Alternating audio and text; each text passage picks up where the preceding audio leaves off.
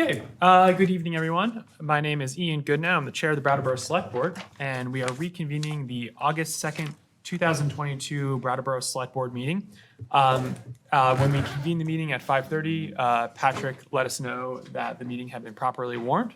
So we're going to just move right into the meeting itself. So first, I'd look for a motion to approve the minutes. I move that we approve the minutes of July 19th, 2022. Jess has made a motion to approve the minutes of July 19th, 2022. Board members, any discussion?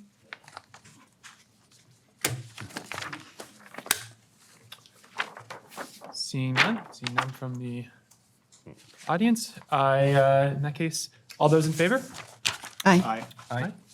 Passes 5-0. We move on to chair remarks. That's me. So I just have one remark this evening. This comes as my fellow board members know, something that I really enjoyed speaking of, and it doesn't change now that I'm sitting in the chair seat. I want to talk a little bit about the election. So in case anyone doesn't know, next Tuesday, August 9th, is the state primary election. That is going to be in Brattleboro at the American Legion. If you want to vote in person, it'll be open from 7 a.m. to 7 p.m. People can also come into the office to vote early, or they can take their ballots home with them to vote. Any absentee ballot that is currently out in the community needs to be returned by 7 p.m. on Tuesday the 9th in order to be counted. And they can be returned via mail. The drop box that's, I believe, in the parking lot. Yep. Or they can be brought to the town clerk's office before it closes on Tuesday, or it can actually be brought to the polls at the American Legion as well. So just pay very close attention to the instructions that come with the ballot if you're going to do it that way, so that you make sure that you fill it out correctly so it's not invalidated. And please feel free before Tuesday to call the town clerk's office. The number is 802-251-8157. If you have any questions about how to do that correctly, because we want to make sure that if you want to vote in the primary, that you have that opportunity. So with that, I conclude chair remarks. So we move to interim town manager comments.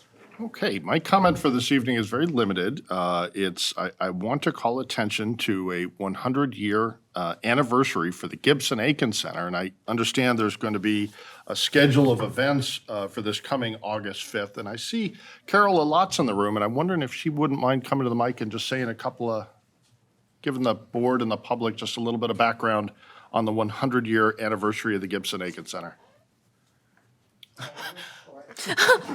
It's a little tall, isn't it? Yeah. Point it down. Bring it down to my level. A little bit better here, can you hear me? Yeah. Very exciting Friday for us, 100 years. A celebration of the building of the Gibson-Aiken Center. And the Recreation and Parks started in Brattleboro in the mid-20s, but actually didn't come into that facility until the mid-70s or early 70s. So we're taking this opportunity Friday night to celebrate all of the activities that take place at the Gibson-Aiken Center, and just highlight a few. During Gallery Walk between 5:30 and 7:30, we've got a lot of action going on. We're going to have some popcorn, we're going to have some cake, we're going to have some lemonade. Weather permitting, the Stockwell brothers will be playing outside in front of the Gibson-Aiken Center, but inside is where all the action happens. And it's where all the, recreational opportunities happen for the citizens, and not just for the citizens, the kids, parents, grandparents. A lot of memories are made there.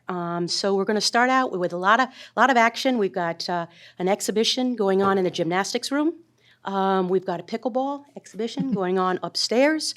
Down in the senior center, we've got some line dancing and some yoga for people to take part in, but also an opportunity to enjoy some exhibits by some of the watercolor and oil painters of the senior center. So just a lot to enjoy. And then we're going to have a slideshow on each floor taking you through the years. So I think it'd be a pretty exciting time. Hopefully come on out and enjoy us. Hopefully the weather will hold for us. If not, we'll still be there. We'll just be adjusting the game a little bit, moving inside. Might not be able to have the music because we have so much going on. We're also going to have face painting and arts and crafts projects. So come on out, enjoy some cake, enjoy some lemonade, and some great activities. Got some flyers here for you that I would like to give to you up front so you can take and pass around to your friends. Yeah, thank you. I'll have to make a friend first. Thanks, Carol. Yeah, good luck. Congratulations.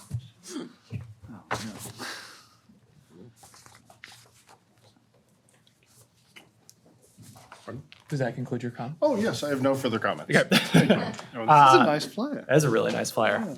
Woo. Good stock. Okay, so that concludes the interim town manager comments. So we move to select board comments and committee reports. Liz, I see the hand up right away. Yeah, I have a inquiry for the interim town manager. Tim and I were at an event where we were publicly queried on the status of the porta potties. And I'm asking now, Patrick, to answer that question. Sure, thank you. Yeah, we talked about that a couple of weeks ago, and I know the board deserves a little bit of an update as to some of the issues that were raised when we spoke about that. At the time, we noted a couple of concerns related to how do we get these cleaned, and maybe there's some options out there for getting the porta potties cleaned. And I was interested in speaking with particularly the public safety staff to get their perspective on rolling these out, and I can share that with you. We reached out to a number of firms that might potentially have been interested in providing a cleaning service, and no one is interested in cleaning our porta potties. The staff, we also don't have specific staff in order to provide that level of cleaning. Initially, when we rolled that program out a number of years ago, it was with a partnership with Groundworks. That partnership, I believe, became a little challenging for them, and so they had to back out, and in order to preserve it, town staff had to step forward. But while we were initially able, early in the pandemic, to hire folks who would provide that cleaning, we haven't been able to fill those positions since. So we're still at that sort of stage where there's a bit of a cleaning issue to resolve. And then secondarily, I guess what I would want to convey after a discussion at the department head level was that there's a bit of concern that the porta potties themselves are an attractive nuisance in that they are places where illicit drug activity takes place, prostitution, and other activities. So, the question is, if the board would like for us to roll that out and to have those in place, we're certainly willing to do so. I would ask us to consider whether or not that's truly something we wish to do. So. Well, thank you for that answer, Patrick. It's a two-part answer, and if we can't get them cleaned, we can't use them. But the greater question is, do we want to create an avenue for this illegal activity to occur? And as was mentioned the other night, the library has very nice restrooms. Okay. Thank you, Liz. Feels like if we want to discuss this further, we'd have to warn it. Yeah, absolutely. So if you want to query the agenda setting committee to put it on the next agenda, we're all ears. Other board members, comments? I'd like to just extend more congratulations for Brattleboro 12 and under baseball team who won the state championship. Oh, wow. We have a great baseball tradition and a lot of talented teams, so just wanted to give that positive shout out for Brattleboro. Nice. Excellent. Other board members? Jess? Sure, I just wanted to say in a meeting that the search for the next town manager is underway. And there's information about that on the homepage of the Brattleboro town website. Absolutely. Yeah, thank Which you. is HTTPS. No. Google Forward Google slash. Town of Brattleboro. I want to just chime in for a second. So, this conversation about temporary public bathrooms, right? Porta potties. Yeah, I think Tim's right. I think in order to have a conversation about it, needs to be on an agenda. And as half of the agenda setting committee, I would like to signal my intent that it is on a future agenda. Yeah. Great. All right. I guess everyone spoke. Yep. In that case, we move on to the public participation. So everyone, I see a couple of new faces maybe, or at least new to me. So public participation is the time for people to come up and speak to the Brattleboro Select Board about anything that's not on the agenda tonight. It can also be about one of the items that's on the consent agenda if you want us to pull it. And with that, I'm going to open the room up, and I'll start looking here in the, Kate. And perfect example, if you can just, when you come up, please state your name and where you live. I'm Kate O'Connor, and I live in Brattleboro. And I'm here to say a big thank you to Patrick and to everybody who parks in the Municipal Center parking lot. Last Thursday, we had to have tree work done on property that I own that abuts the Municipal Center, which meant we took over pretty much the entire Municipal Center parking lot. And Patrick was very nice and patient and didn't have a meltdown when I asked him to do it. And I know we displaced everybody who has to park in that lot. So I really, really want to say thank you so much. And hopefully we won't have to do that again, but thank you. I thank you, Kate. I would point out that the folks that you hired did a real good job. Great. All right, and then I will look to Zoom to see if there's any hands up. And I don't see any now. So I'll just look back to the room if there's anybody else that has something they want to speak to, public comment. Oh, yep. Hi, I'm Rose Watson. I live in Marlboro, but I heard that Jessica had put forth a proposal about funding for. So let me just read it so I say it correctly. So for abortion rights advocacy, and I just really want to speak in favor of that. Have being somebody. I'm going to pause you for a moment Sure. because this is this is public participation where we don't speak about items that are on the agenda. Oh, I didn't see it on the agenda. I'm sorry. Well, maybe am I incorrect? Is this not really related to the resolution? It's sort of about funding as opposed to the resolution. Okay, no, in that case, I apologize. Oh, okay, great. I just want to say that, I've been really shocked at I've been seeing politically happen in terms of the issue of abortion and women's right for choice. And I've also been really shocked, too, to learn I'm a tutor and to learn that there was a big fight for African Americans to get rights and to vote, and they got those 70 years earlier than women. And I just want to say, as a woman in this country, I have never felt more hated. And that's not usually my position. And so I, as an 18-year-old, did have an abortion. And I just like to, as I'm wearing today, just to point out, I could have been a prisoner at 18 for a crime of having an abortion. And I could have had a neighbor turn me in to make $10,000. So I'm really in support of this advocacy, and that's why I'm here for today. Thank you. Thank you very much. Thank you, Rose. Still don't see any hands on Zoom, and anybody else in the room wish to speak during public participation? Seeing none, I think we can just move on to the consent agenda.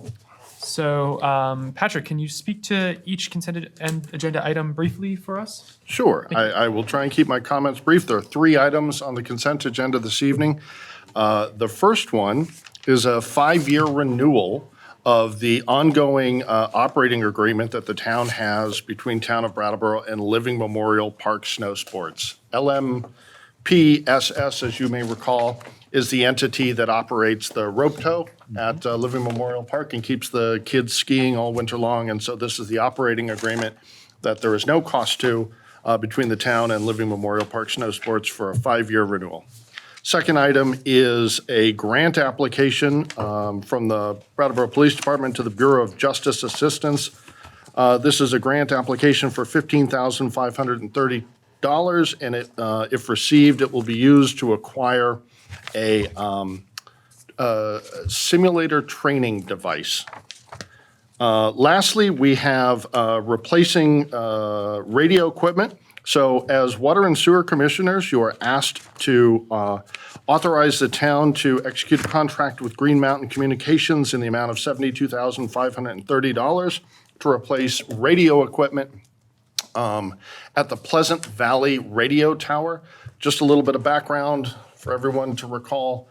There was a long-standing agreement between the town and WTSA Radio. WTSA Radio owns a tower which is situated at the Pleasant Valley Reservoir. It is their tower, but we are able to hang our communications equipment. Our communication is in support of not just water and sewer utility, but police, fire, EMS, the whole 9 yards. The folks who own WTSA Radio have exercised a provision in their contract to provide, to allow them to replace the tower. This is an ideal opportunity for us to replace the radio equipment that hangs on that tower, and the cost for that transition is $72,530. Excellent. Thank you very much, Patrick. Board members, is there any item that you wish to pull? Seeing no discussion on that, in that case, I'd entertain a motion. Elizabeth. Liz, yeah, thank you. I move to accept the consent agenda as presented. Liz has moved to approve the consent agenda as presented. All those in favor? Aye. Aye.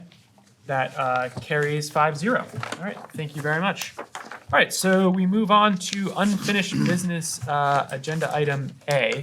I don't see Bob here. Is he on Hey, Zoom? Jennifer, would you mind popping through the door and grabbing Bob Fisher? He should be in John O'Connor's old office. But John O'Connor should know. Yes, that would be very strange. That would be a surprise. Especially to John. Yes. That would not be the retirement he was looking for.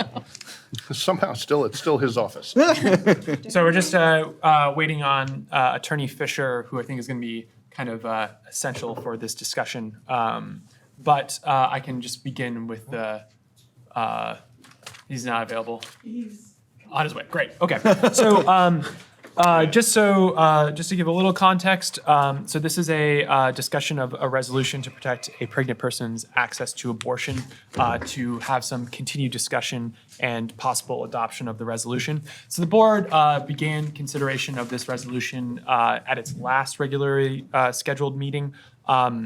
We left off with basically a couple of questions that we wanted to pose to our town attorney regarding, to kind of really surmise it quickly, whether there was any teeth that we could give to this language in the resolution that was a little bit more, pointed for some of the as so resolved lines that are already in here. Second was whether, as health commissioners and the other roles that the select board occupies, if there were any other things that we could incorporate into this resolution that could, better capture the heart of what this is trying to do. And then third, and also very importantly, whether the board's adoption of this resolution or a resolution with other language would in any way have create any kind of problem with the November vote on Prop 5. So all that quickly put out, I thought I would just actually pass it over to Attorney Fisher to kind of discuss those things. And then once the board's heard, we can have a little bit of discussion here and then we'll open up to the public. Great, thank you. Yeah. I'll start with the last one and work backwards. Absolutely. On that. With regard to the November election and what is commonly referred to as Prop 5, what you need to know is that legislative bodies cannot, by act of the Select Board, try to influence votes. You can't tell people how to vote. We ran into this, the major case that was decided by the Supreme Court was Putter versus Montpelier School Boards, and it had to do with the budget and what the school district in that case was telling the voters in an informational bulletin of what the effects of the voting yes or voting no were on that. And it had been interpreted by some to be purely informational. If you vote for it, there'll be new classrooms. If you don't vote for it, they might have to cut programs, things like that. But other people interpreted it as the board was trying to influence the vote. So from the standpoint of this resolution, the resolution part of it that says, now therefore the Select Board does A, B, C, D, that doesn't speak to the November election. It's only in the whereas where there is mention of that. Now, from my perspective, I don't think that rises to the level of influencing how people vote in November. It'd be very different if your resolution said, get out there and vote yes or vote no, or whichever way you wanted on that. That would clearly violate the Putter versus Montpelier case. We also, on a more local basis, ran into this very same issue last time we had I shouldn't say last time, but I think it was last time, an ordinance amendment involving the youth vote, and the town put out an informational package as to answer some of the questions about the various amendments that were up for the vote at that time. Well, that was interpreted by some to be influencing the vote. Mr. Dimes took the town to court. We prevailed at the lower court, and it went to the Supreme Court, and the town prevailed there as well, where the court cited the Putter case but said this was purely informational only and not trying to influence the vote. The standard, as far as if you're weighing, do you think this puts the town in jeopardy or not, is whether your action in being considered influencing of a vote is whether the nature and severity of the violation of influencing a vote. So the bigger the topic, the severity of how far you go would be a factor. The probability that it actually affected the election result, you actually have to show that the result would have likely been different.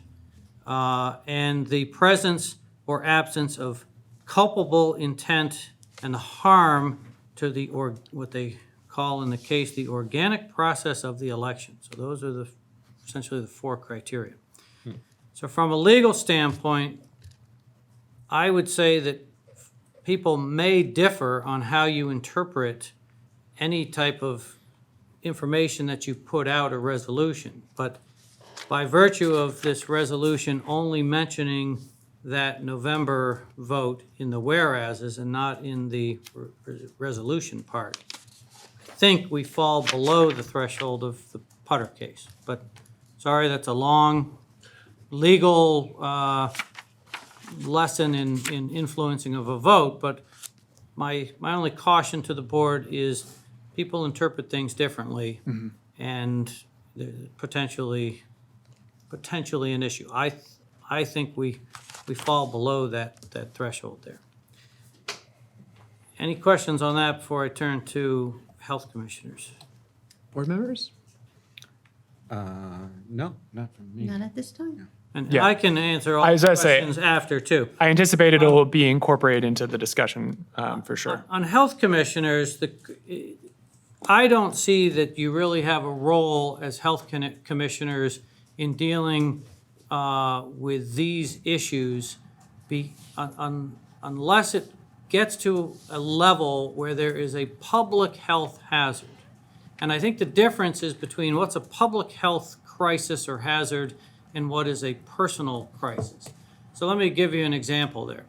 I've had cases representing towns where somebody's septic leach field has failed and it's leaking directly into a river in this county and affecting the water, swimming holes, all sorts of things. It was a public health problem. The town health commissioners took action. The people had to stop and essentially not even inhabit their house until it was fixed, but that was public. Compare that to you have a drilled well and somehow you get coliform in your well and you get sick from it. That's probably more of a personal health crisis. You may have to go to the doctor yourself, but it's not something where the select board acting as public health commissioners is going to get involved when it's just a private well that's been contaminated by something. So I try to, some of my examples might be silly, but I try to at least, it's the difference between what is a public health hazard and private. And generally speaking, as public health commissioners, you are always, well, not always, but usually in a reactive stance than a proactive stance. So I don't think that gives you any more teeth to going about this. Yeah. Next, putting teeth to it was one of the questions. Yeah, more specifically on the actual, 4 points of the resolved portion. Yeah. I think there was specifically to number 2, right? Both 1 and 2. One I and would say, 2, yeah. Daniel brought up as, couldn't we use language that was more definitive? Yeah. Yeah. The difficulty there is in terms of your authority as a board Yep. over the various actors who actually take action in those situations. So for instance, you don't control the police. The police are under the control of the police chief who directs how the police, what they do, their policies, etc. You may set an overall policy that you'd like to see this sort of policing in the community or that sort of policing, but ultimately that flows down to the police officers from the police chief, and the police chief actually isn't necessarily under your control, it's under the control of the town manager. So you're several steps removed from having that authority to dictate how police officers are going to act. So, for instance, and I may be going way far afield here, but let's assume that there is an arrest warrant from Louisiana of somebody who is coming here for reproductive issues. And if that person is going 80 miles an hour down Oak Street and the police pull that person over and there's an arrest warrant, they have a duty to arrest that person. You don't have the ability as a select board to say, no, we're directing our police officers not to arrest, okay? Because they have a duty to do that because that's a criminal warrant, which is different from the immigration issues that we dealt with before that are civil detainers. And there's a big difference there in between criminal and civil and extradition rights Yep. that other states have.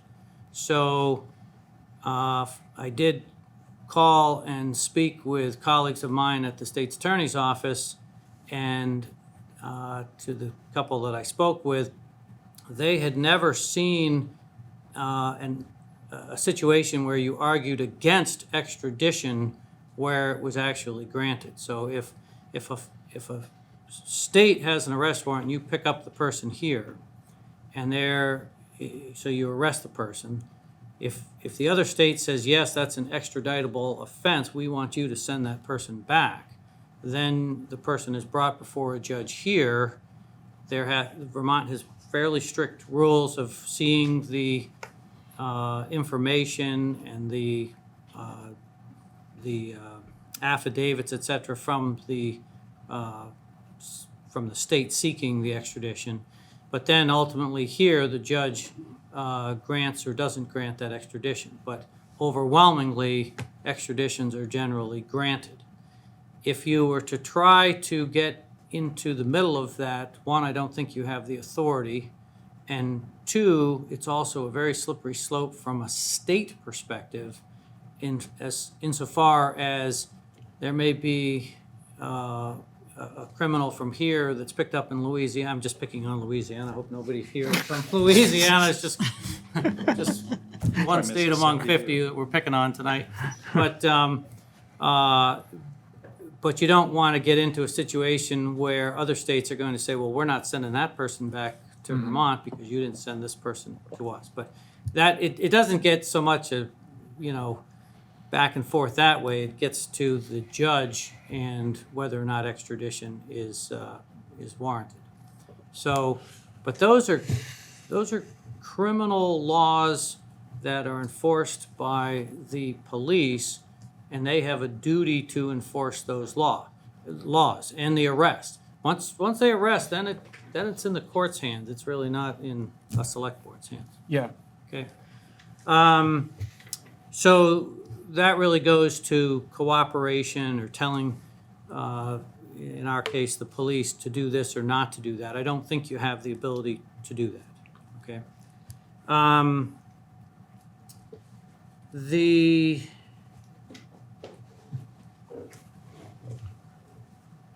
blanking on your last one there, or it Was might it have the been your warrant? first one. That was the I warrant think I was. kind of covered two together Yeah. there. No, I think that may. I mean, before we go, kind of get into board discussion. Board, was there any other questions that we felt like were sort of need to be posed to Bob that he hasn't already addressed? That would help in our deliberation. And I did think, but go ahead, I did think of the one last point I wanted to make. Please. And that is, you're a board that only has the authority given to it Yeah. by our charter and by our Vermont laws. So we are what's called a Dillon's rule state, where you only have the powers granted to the board by the legislature. Other states are more of a home rule state, where you have all the power except what's taken away and is given to the state. So other states have almost diametrically opposed ways of how they look at it. But Vermont is what's called a Dillon's rule state. And so when you're looking at your authority really vests with the powers granted to you in the charter, which, say establish a police department, a fire department, on down the line. You can read down through all of those, the ability to do ordinances. Yeah. As well as what's generally in Title 24 of the Vermont statutes, which deals with municipal government. Yeah. So those are the types of authority that give you the authority to run and operate a town. I shouldn't say larger, but other issues not granted to you are reserved to the state. And what you're seeing in the wake of the decision overturning Roe is that state legislatures are taking that issue up. And different states are going to come to different conclusions on that. But in the first instance, it's a state decision and not a town decision. So, thank you. Excellent. Thank you so much, Bob. Really appreciate it. All right, board members. Yeah, Liz, you want to start us out?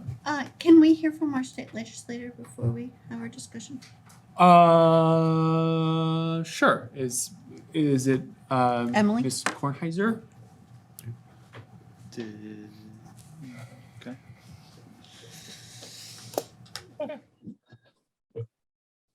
Hi. Can you, I'm at a conference, so are all my sounds working? Big part of this, and I wouldn't. Yes. Yes, we can hear you. Okay, great, thank you. And excuse my bad angle. Hi, Representative Kornheiser, Emily, one of 3 reps from Brattleboro, and I am joining to explain some of the political and state policy context that you all are discussing this in. I am not, I'm a huge champion of reproductive freedoms, but I am not going to weigh in on a particular opinion on your resolution one way or another. I'm just here to add some more context for you. And the first thing I'd like to say before I get into just sort of the context of Prop 5 and another law that we passed previous to that is that what Attorney Fisher said about influencing the vote and how this issue is on the edge, I would just like to offer that this particular constitutional amendment is being watched nationally.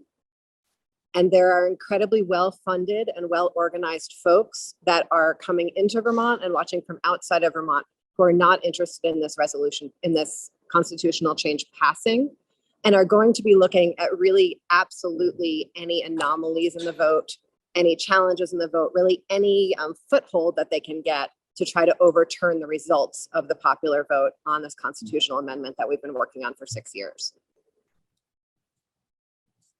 In Vermont, for example, the coalition that has been working to further this constitutional amendment has been much, much more careful with who they speak to, how they speak to people, how they do their work than any of the other political groups that I work with on a daily basis or any coalitions that I work with on a daily basis in my work.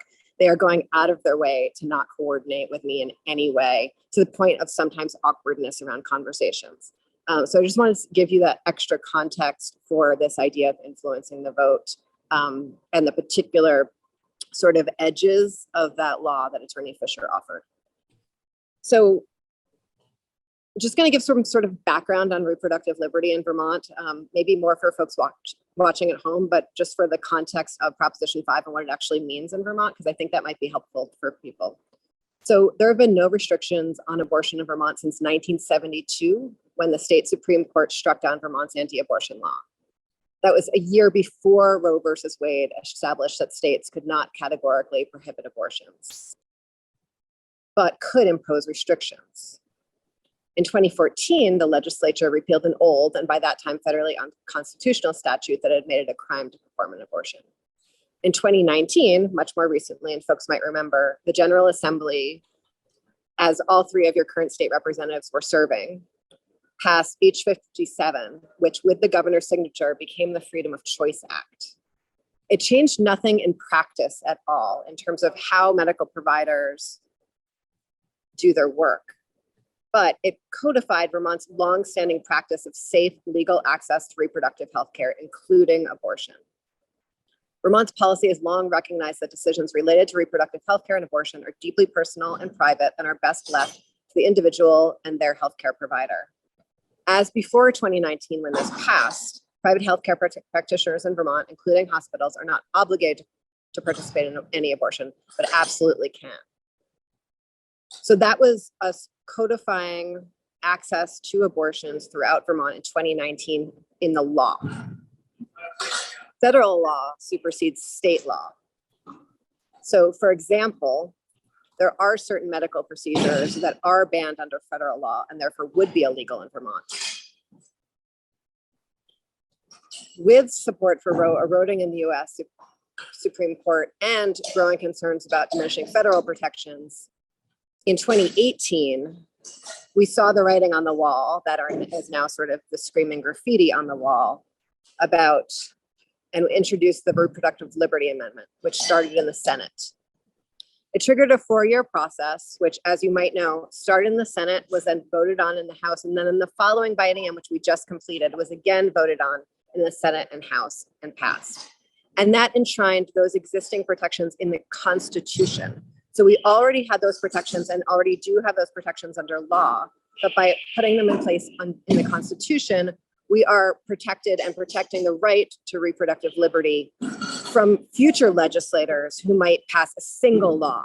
They would be forced to go through the entire constitutional amendment process, which, as I just said, is a 5-year process. Prop 5, which we are now calling the Reproductive Liberty Amendment, or Article 22, as you know, it's a 2-page bill in a customary 3 sections.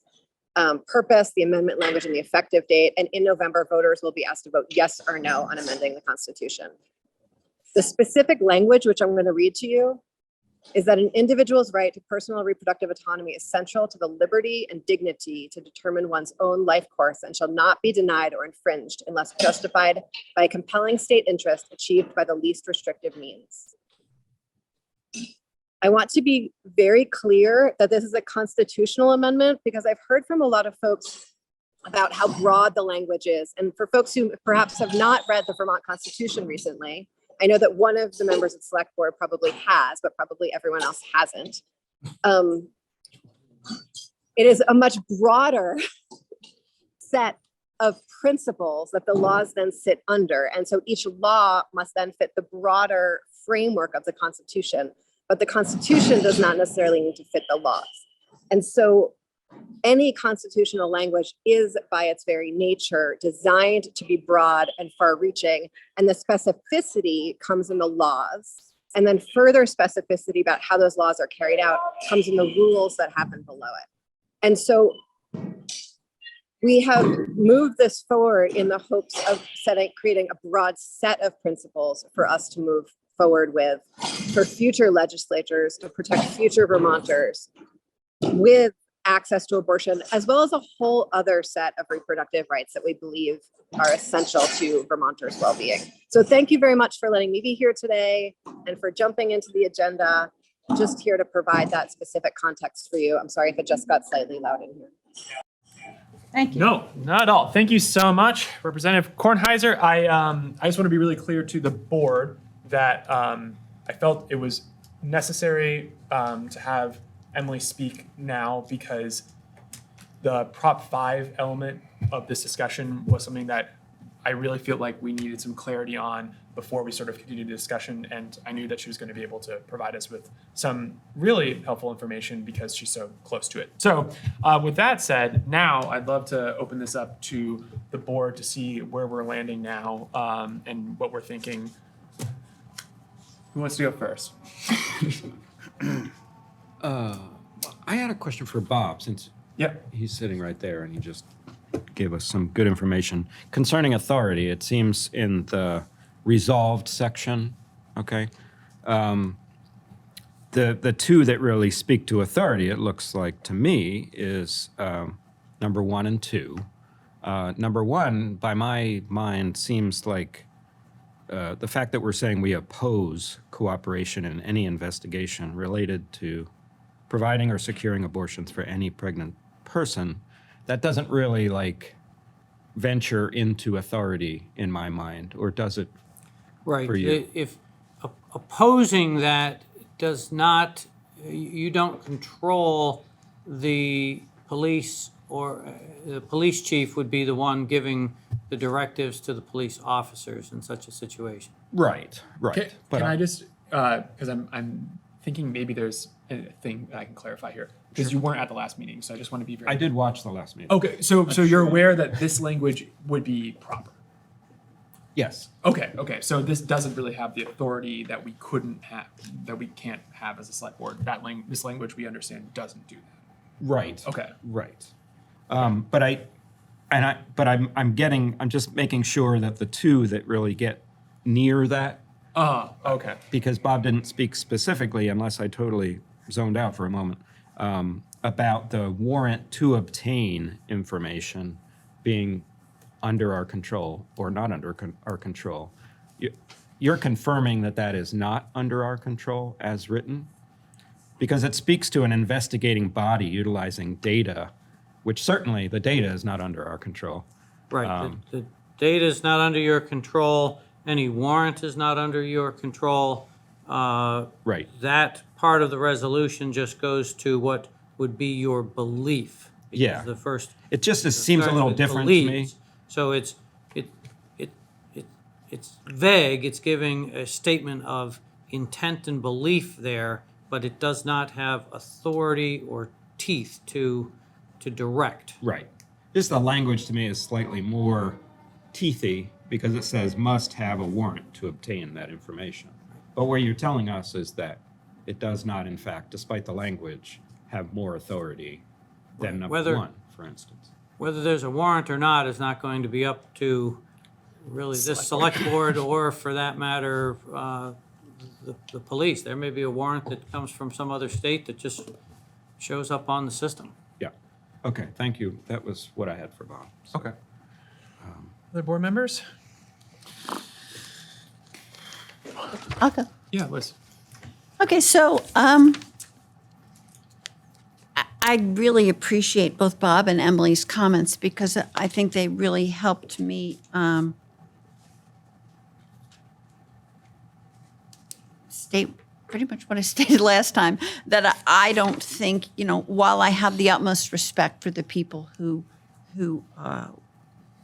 want this resolution, I think, especially for what Emily said about it, it's a dangerous game because what the Supreme Court did was lob this tennis ball at each state. And the state legislature is earnestly acting. And I think it's dangerous ground to weigh in one way or the other, considering what Emily said about opposing forces scrutinizing every utterance that even the town of Brattleboro may say in its earnestness, but maybe not in its wisdom. So I don't think that we should tip our hand in any way and make this statement. I think we should recognize that the legislature has acted and that we have a right to vote in November, and that whichever way we choose to vote, that is our power. The select board does not have this power. Our vote is the only power that we have. Thank you, Liz. Other board members, and if board members don't want to speak, then I'm just going to open it up to the public. So, Just give me a minute. Maybe after public. okay. In that case, That's fine with me. yeah. In that case, I'm happy to open it up to public participation on this item. I'm sorry, maybe I misspoke. Well, I didn't misspeak, but I maybe didn't quite tell you what I just needed a minute. Oh, But obviously, if the rest of you don't want to say anything, well, Daniel, please. The questions that Bob has answered tonight were questions that we had last week that were, I was fairly certain we didn't have these authorities, but, it's helpful to hear it from the town attorney. Point number 4, right, says that the select board of the town of Brattleboro supports safe, equitable, and accessible reproductive health care for all of Brattleboro's citizens or residents through any means that it's able. And, that's a statement that I can get behind. I do, want that to be the case. And as one select board member out of 5, that is something that I support. I take Representative Kornheiser's point very seriously. I think Liz makes a good point as well. I do not want to jeopardize the constitutional amendment. I do not want to do that. So if it is wise to act in a lesser way in order to, make a larger gain later on, I would rather do that. But I want to just go on record and say that, that 4th point is something that I, as a select board member, entirely support. My concern last time we talked about this was the language in points 1 and 2. Whilst I would like that to be the case, we do not have the authority to do so, and I would not want to pretend that we do. I appreciate Town Attorney Fisher clarifying that. I think it's a question of knowing where your authority extends, knowing, what's in your laws, town charter, state statute, and respecting that, because the same respect that will be conferred upon Vermont's constitutional amendment, right, is the same respect that we need to apply to our much smaller set of laws. Thank you, Daniel. Yeah. Unless other board members want to speak now, we'll hear from the public. So if anyone would like to speak in either the room or on Zoom, you can just raise your hand and come up to the microphone. I'll start here in the room if anyone would like to speak.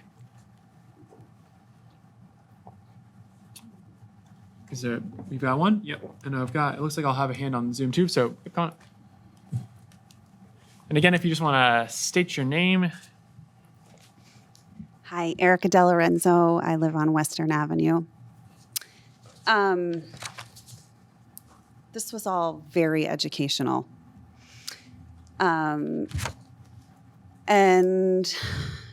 I think the biggest opportunity that I see is that there's not really an understanding of what the town can and cannot do or can and cannot say around some of these issues. So I just want to start off by saying, thank you for you all taking the time to work through this and to consult with the attorney and to explain to us, because I think that's part of the issue here, is that we don't know, we're scared, we're looking to you guys as our immediate, right, our most immediate reachable representatives. And something to consider might be developing some sort of protocol or framework for how citizens should draft or suggest or propose resolutions like this, especially on these kinds of issues, because I will just keep reiterating, please don't be short-sighted, because this is coming, and it's coming on a lot of issues that, are easily, I guess, classified as national or global and not local, but certainly are going to affect people in this town. So I would request that. I would volunteer to work on that, because I think that we probably could have saved a lot of time.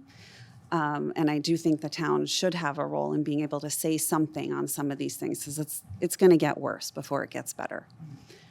Number two, on the state constitution issue, while I understand the sensitivities, I think there's an important distinction to be made, and I appreciate Attorney Fisher, all the legal firm. I'm actually a trained attorney, so I like that stuff. You can talk case law anytime you want when I'm here. The state constitution, the Prop 5 says nothing about people who aid and abet. I'm very clear and very aware what my rights are in securing an abortion here in Vermont. That wasn't really the motivation of why I came to Jessica, and as you see in the first two parts of the resolution, because it's women like me who are going to aid and abet. I will aid and abet all day long for women from other states. And we're not saying anything about that yet. And I don't know. What are we going to do? What can we do? But we better start thinking about it. And that would be the subject of the warrants as well, is not the person who broke the speeding law, which is what it is, but it's the woman in Brattleboro who is under investigation from another state because she aided and abetted an abortion. So I would just, like to make that poignant point and make sure that that's also what we're talking about here in the big scheme of things we have to protect and efforts we have to make. And the final point I'd like to make is about voting. We've been voting. We have been voting. It's not working. You guys are outmaneuvered, you're outfunded, you're outorganized. We have missed the boat. And I love what Vermont is doing to codify the rights that we have in our state. But we are at a major disadvantage nationally. I don't know if you guys have read the National Right to Life Committee's model legislation, but there is language in there about prosecuting people in other states for aiding and abetting. So it's coming. And we're tired of voting, and we're tired of donating to political campaigns. So again, I think that's another reason you have to have a better answer for us at some point. You have to have a better outlet for us, because it's failed miserably, like miserably. We have the Democratic National Convention. We have Nancy Pelosi doing robocalls for anti-safe abortion candidates. They are putting money behind conservative candidates as part of their political war games, and it's failed. So, thank you again. I really honestly appreciate it. I know how much time this has taken. I look forward to being able to have these kinds of conversations. I think they're really cathartic and helpful for the community. So if that's the value that we get out of this, great. And I would also love to find a path forward to be able to say things and express our values as a community, and for people here to feel safe in their own town. Thank you. Thank you very much, Ms. De Lorenzo. I see your hand, sir, but I'm going to go to Zoom first.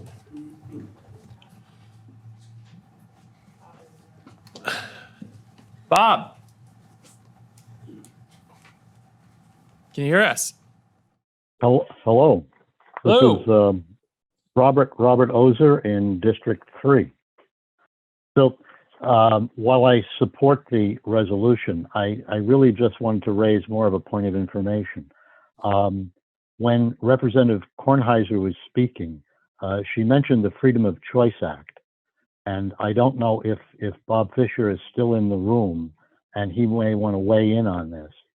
But it's in Title 18 of the VSA, starts at Section 9493. But there's a section that talks about that public entities, including municipalities, have some duties. And those duties are not to interfere with choice, not to interfere or deprive people of their rights with respect to reproductive rights. So I'm wondering if we took a look at that, or that's maybe been taken into account already, and whether that section of law in Title 18, 94, 93 forms a basis for what this resolution supports.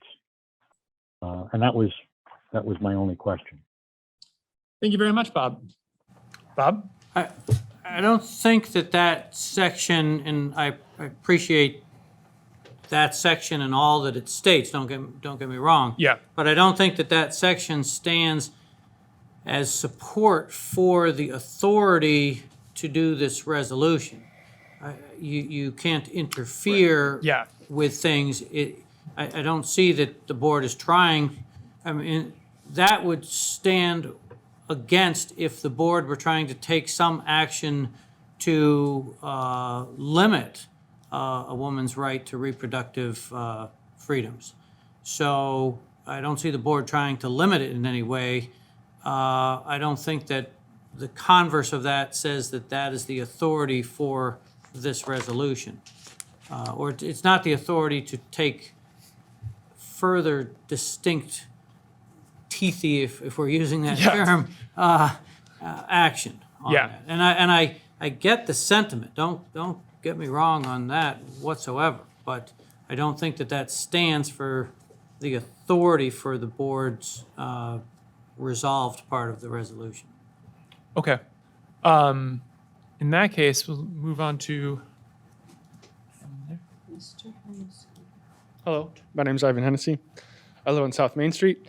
It looks like this resolution is going to be deferred or voted down in deference to Proposition 5. I think that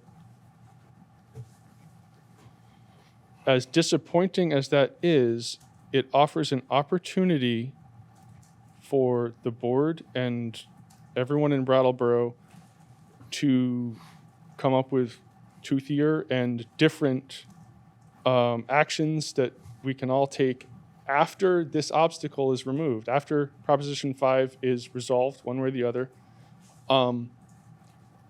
So I know that I will be coming back and watching very closely and hoping to participate in constructive action in support of reproductive rights once this potential legal obstacle is passed. This should not be the end of these ideas. Thank you. Thank you very much, Mr. Hennessy. Any other hands up on Zoom? Yep, Kurt, welcome.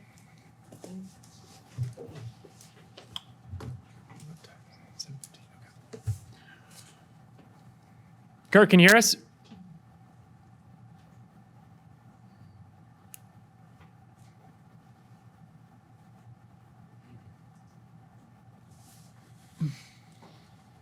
Let me take a moment to thank Jessica very much for running the Zoom element of this meeting. I see him up Yeah. there. I see his hand up there, but his audio is not working. Oh. All right, Kurt, we can't hear you.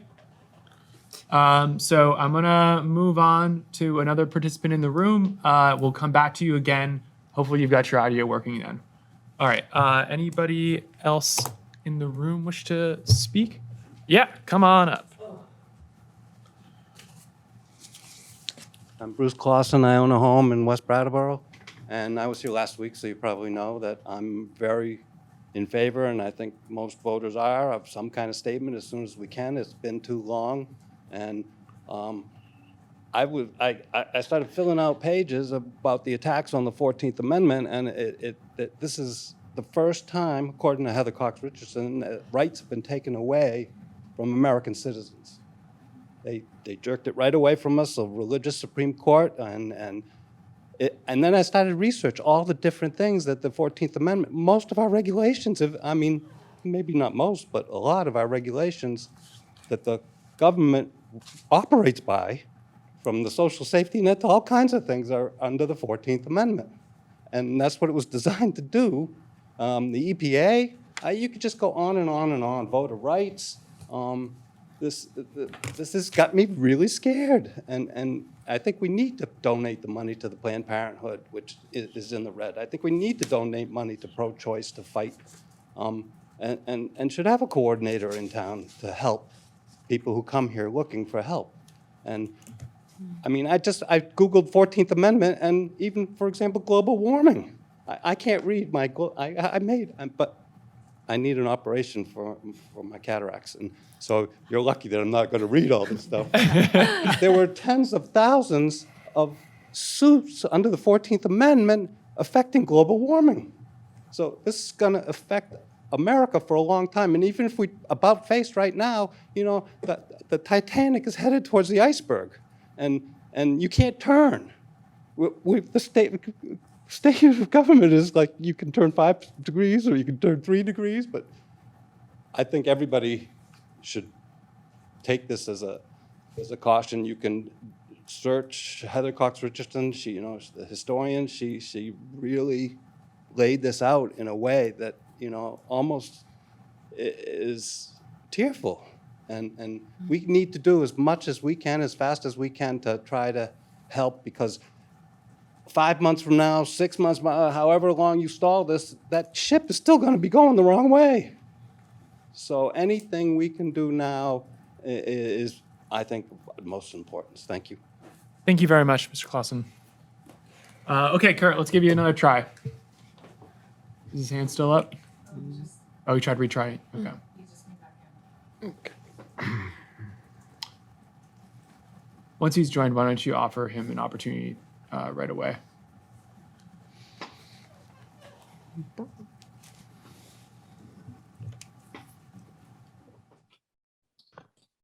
Hello, can you hear me now? Yes, we can hear you now. Hallelujah, hallelujah. I'm alarmed that the select board is being obstructive. I think, well, I clearly heard Mr. Fisher say that there was no problem interfering with the election. I don't want us to be paranoid about tiny little remote possibilities. Anyway, I'm concerned that also that the select board has not been clear about how effective it wants a resolution to be. I understand that the first resolution as submitted contained contained funding, which was the teeth for advocacy and reproductive rights, and that was taken out before July 5th. The July 5th resolution was about a woman's right to and access to abortion. And then between that meeting and the July 19th meeting, that was changed without warning. That was changed from a woman's right to a pregnant person's right. I think that's misogynist and irrelevant change. And the fact that it was done in between meetings is a violation of statute. You can't change a resolution. You can't change an agenda item in executive session or otherwise outside of public view between meetings. So this discussion we have now about the pregnant person's right to an abortion is not legally warned. Let's clarify that. Yeah, so I'm gonna stop you there, Kurt. Well, Bob's there, you can ask him. Yeah, thank you. So I think the first point would be to the actual, simply the naming of the item on the agenda, which is a power that is just given to the agenda setting committee. And the agenda item said a resolution to, it was a woman rather than a pregnant person. And that was modified from the first meeting to the second meeting. I guess the more of the question, which I don't know the answer to, would be if the title of this was modified between the two, which would be the only other. It was. I don't know. But that was just bringing that forward, right? It was. Would you like me to speak to that? Yeah, please. I modified that. You modified it? Yes, sir. Okay. Yeah, I mean, I guess I thought Kurt was just speaking to the actual resolution title of the agenda item. No, it was the title on the resolution itself. No, that's not okay. No, why is that not okay? I don't, I mean, I have not, Kurt, we're gonna hear from Bob first on it. but I'm not absolutely clear what Mr. Dimes is stating there as far as it's not okay, but you have an item on your agenda and you spoke about it and it's a resolution. Yeah. It's not an ordinance, it's not an amendment to your charter or anything, Right. it's a resolution. And you decide to get some legal advice and think about it for a couple weeks and bring it back and the title is changed. I don't think there's anything wrong with that. Yeah. You haven't adopted the resolution. It's not a petition for article at town meeting, which wouldn't be changeable at town meeting. Yeah. So I just don't see where Mr. Dimes is legally. Patrick just said he changed the content of the resolution as well. He changed the The title. title. And the content. Did you say that? But for. No, that's not what he said. For that matter, Well, the board could look at this resolution and make 10 different amendments to it at a meeting. There's nothing that At a says meeting, that but not between meetings. if with regard to the title of it, if that's, I don't see that that's illegal. It wasn't All it is just the an title. agenda, it's an agenda item for discussion. So it's up for the board. If you want to change the title back or keep it the way it is, you can make that motion and then you're gonna vote on whether or not to adopt the resolution or not, or to modify it, or to change it. That's up to the board. It was Okay. already changed in the content of the resolution. The word woman was taken out in several places. Pregnant persons was put in. And this is a way of, this waters down the resolution. It makes it so it's not really about protecting women's rights. It's not really about being effective. It makes it only ineffective and symbolic.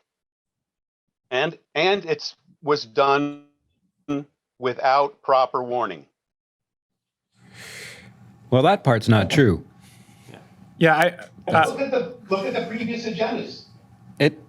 But all this is an This is- agenda item. This is an agenda I item. mean, I think you're losing, I Yeah. think this is That a we've a lost red sight of herring what for we're- what yes. we're really talking about Yeah. here, which is Yeah. the resolution. Right. yeah. Can I just say real Yes. quick? So one thing that Kurt brought up was that he felt that Bob said there was no problem with this, with getting in the way of the constitutional amendment being successful or whatever. I didn't hear no problem. It's very rare, I think, from the town attorney that we heard. No problem. Everything's fine. 100%. Yeah. What I heard was cautious. Your opinion as town attorney is that this probably falls below the line of the various A things. 4-part test. Thank you. And then I heard from Representative Kornheiser a different sentiment, and I'll take the legal opinion from Bob. I'm hearing Emily's caution. I know what Emily's already invested in this work, and I'm not about to do anything that even has a chance of messing that up. So, I actually think that hey, Kurt, can I finish, please? Kurt, Daniel's still speaking, and then we'll pass it back to you for you to finish your comment, and then we'll move on. So, Danny, if you want to just finish what you were saying. Yeah, thanks. I think we're getting a little sort of pulled around away from the core of the issue here. Is this a resolution that the select board would like to adopt as it's written? I'm not hearing that it is. I appreciate Erica's comment earlier about how, in her mind, this was a step towards protecting those that aid and abet other people's access to abortions. And I do want to kind of hold on to that thought, because that's the piece of it that I feel I would be lying about if I said, yes, this resolution is just fine, because I still don't think I can really say that somebody who aids and abets an abortion is made safe by that, right? And so I want to make sure that, in my mind at least, we retain that question, right? Are there things that municipalities can do legally, later on this year, next year, to further that? And if so, I personally, as one board member, am interested in investigating that. All right, thank you very much, Daniel. All right, Kurt, if you want to finish your comment there. I know we kind of interrupted you to address the first point. That's fine. You did fine procedurally today. I would just like to note that I think if this resolution is passed with the funding, I think it's more effective than the patch-up amendment. That is the constitutional amendment. I think it's debatably a more significant thing that Jessica has started. And I think that Jessica Strickler or someone else in the staff right now might check to confirm the original text did say woman, and it was changed in between meetings illegally. That would invalidate any vote you take today. Thank you. All right, thank you very much, Kurt. All right, so I'm not sure, I feel like feeling from the room here that we don't have anyone else who wants to speak. I'm not seeing any other hands up. So I'm happy to speak to this. Jess, you haven't spoken yet. Please, if you'd like to speak now. I tried to reserve as chair not to speak too quickly here. Yeah, just a real quick note on the change of name. Just that it was my original intention to include pregnant people, because these laws and these issues affect all people who can become pregnant, and they don't necessarily have to identify as the female gender. So that was my original language. And then we also had public comment during our last meeting that requested we change the language to reflect a more inclusive action. So, so that was just to address your point, Kurt, on pregnant person, pregnant people. It's important to acknowledge that it's not just women who can get pregnant, and that feminism and the abortion access movement has acknowledged that and has moved forward by changing the language, and it's really important to include those folks. So I feel very strongly, and you've said this a lot, that we are representatives of our community. And in that role as elected representatives, I believe that our voice should reflect the voice of our community, the thoughts, the feelings. In this situation, we don't have a lot of tangible actions, toothy actions that we can take, but it's our voice that is our power.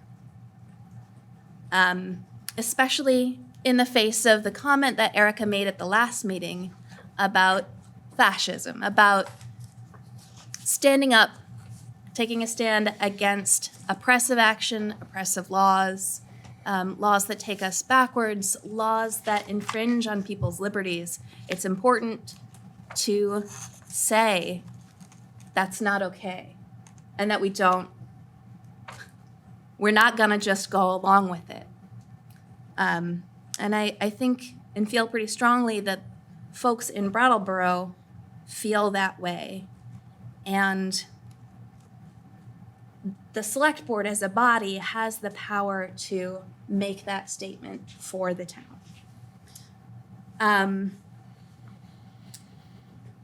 I really have appreciated that these last two meetings have been a platform for information and discussion on the topic, that we've heard personal thoughts, fears, passions, some really great information from Emily about the process of getting Proposition 5 to where it is right now. It was a really lovely sentence, kind of biting, kind of stinging, Elizabeth, that you said that we should consider when we take action in earnestness or in wisdom. I feel this so earnestly and so strongly that we need to have a voice and we need to speak up. I also acknowledge that these terms that have been thrown around, the slippery slope, the dangerous game, acknowledging that delicate balance. It's terrifying to have to put a pregnant person's right to choose at the mercy of a slippery slope or a dangerous game or a delicate balance.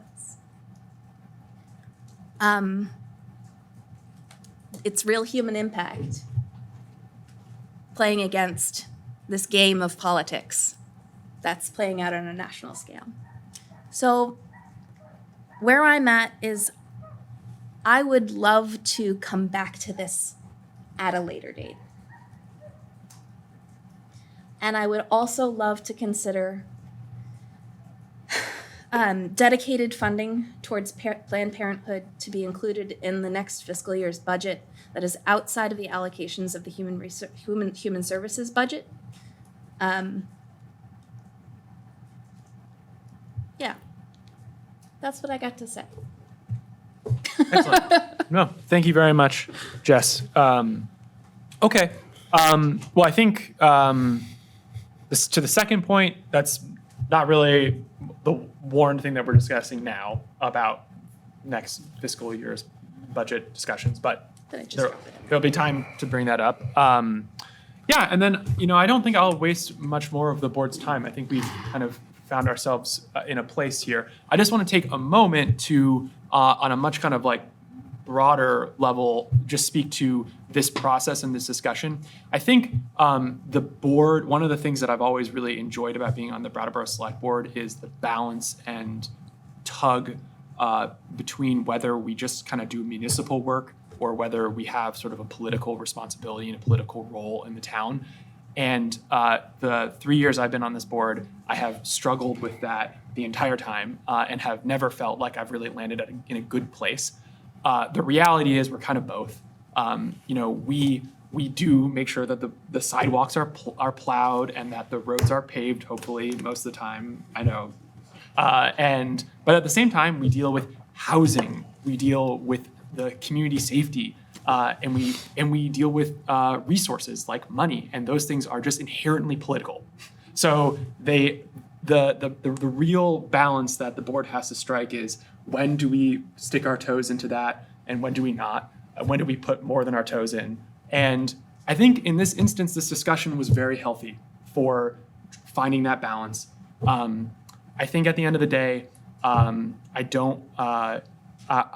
definitely do not want to be in the way of, I've heard Prop 5 spoken to as an obstacle. That's not an obstacle. It's a really important thing that, for me personally, so I don't want any decision that we take to jeopardize something like that. And I completely agree that we should absolutely take this back up when that kind of risk isn't a potential. So with that, I think unless there's any other kind of last minute things, yeah. Well, I know you meant that to be sort of a wrap-up comment, but I haven't had a chance to comment. I'm sorry. I took your question at the beginning and I forgot. No, but, and I also missed last meeting, which was difficult, but I almost watched it live and had to time shift it. I'm not going to talk long. I just wanted to add one little element that I think, Bob, you've used a couple metaphors, and they mostly landed. So thanks for those metaphors. So if everyone is patient enough, let me just use a metaphor that came to me in regards to how this is currently structured, okay? And the metaphor is the Traffic Safety Committee, which you currently sit on, and I served on a couple years. Oh, I'm sorry, went to Liz. Pass the baton. Sorry, passed on, welcome. Anyway, I missed the Traffic Safety Committee. But here's the metaphor. When you serve on that committee, you discover something which isn't immediately obvious to you when you get on the committee, in my opinion. It wasn't to me. That people will come to the Traffic Safety Committee and say, something must be done. We get that a lot. Something must be done. And often this is a place where things can get done. But a lot of people come to the committee wanting a crosswalk here, there, everywhere. And the reason they want a crosswalk is they want people to be more safe in a place that's unsafe or they feel is unsafe as they're crossing the street. Often, we as Traffic Safety Committee often say no to these requests. And the reasons are varied, but there is a whole science behind crosswalks. And sometimes when you put crosswalks down, people feel more safe, but it's an illusion. It's an illusion of safety. And the metaphor is this: my concern about the way this was written or ended up being written is that there's several points of it that to me give the impression that somehow in Brattleboro you're magically more safe. And I am committed, I am a pro-choice man who hopes to support women in their reproductive health, people who can become pregnant in their reproductive health. And I don't want to give the impression, Erica, I'm sorry to have to say this, that you are somehow more safe because we declare these words that don't really give us much power, any teeth. This is a moment, I think, where there's a lot of good work being done on the state level. If you're concerned about this issue, you live in an incredible state that is doing some good work on this level. You have a moment to vote for a certain solution to this. There is other things coming down the pike, I think. We can talk about that with Representative Kornheiser at a later date, that might help even further. But I think this is the moment to sort of gather around and understand that this is a moment to be scared and find those places where there will be effective actions to take to make people feel more safe in this situation. So that was my issue with supporting it as written, and like Daniel, number 4 is something I can always get behind, which is we support safe, equitable, and accessible reproductive health care for all of Brattleboro citizens through any means that it is able. So I just wanted to throw that out there because I wasn't here for the last meeting, and Okay. So Tim and didn't Daniel, realize you were going to sort of close out things so quickly. So I will certainly be asking for you to make good on that interest and commitment to number 4 this fall when we talk about the budget. good, great. Oh, well, that's a budgetary matter. It's within your power. Yeah. I just want to reiterate, there people have been scoffing the right to vote and the power of the vote, and that people are tired of voting. That's not a good place to be, and we have to recommit ourselves to voting because it's the only way to overcome the obstacles that were mentioned in so many ways. The environment, climate change, everything. Great. All right, board. Well, I don't think there needs to really be any kind of vote at this time. We can withdraw this item for future consideration. What's that? Yeah, I'm finishing it up for now. Yeah, I appreciate that Kurt's had an opportunity to speak, and I feel like the board's kind of come to sort of position and conclusion on this. With that, I think we can move on. Oh, and I just want to thank Attorney Fisher, everyone who spoke tonight on this issue, and Representative Kornheiser. I think it really helped the board quite a bit. Thank you so much for the time you put into that. And with that, I think we can move on to the unfinished business item B, Brattleboro Code of Ordinance, Chapter 18, second reading and possible adoption. Patrick? Yes, sir. So this evening, the board is asked to conduct a second reading of changes to the Brattleboro Code of Ordinance, specifically Chapter 18, Water and Sewers, Article 1, in general, Section 18-3, Public Utility Superintendent, and then also to Section 18-5, Billing, Payment, Penalties, and Interest, and to adopt the proposed changes as presented. As the board will recall, we held a first reading to the proposed changes to Article 18 2 weeks ago. And I'll just briefly touch on those changes for the benefit of the board and the public. The changes clearly articulate for the first time the superintendent's authority to grant water and sewer allocations to both residential and commercial properties while retaining the authority for the select board to authorize industrial allocations. So that's the first change. And then the second change is limited to those users of the system that have a state issue industrial wastewater discharge permit. And it provides for a system of penalty charges associated with exceeding the permitted limits provided to those specific customers. So for the first instance, in a billing cycle, there would be, if they were to exceed their permit limits, they would pay double for that particular day. If there was a second violation within the same billing cycle and a third violation, those individual days would be billed at 3 times the rate, and for every instance beyond that at 4 times the rate. So this is intended to help draw attention to the need to maintain the discharge within the permitted limits. And with that, I would ask the board if there's any questions or. Thank you very much, Patrick. Okay, so this is the second reading, so we've considered this once already. We've had some discussion on it. Is there any other additional questions or comments on this? Seeing none, I'll look to the community in the room and on Zoom, and I see none. All right, well, in that case, I would entertain a motion. Jess?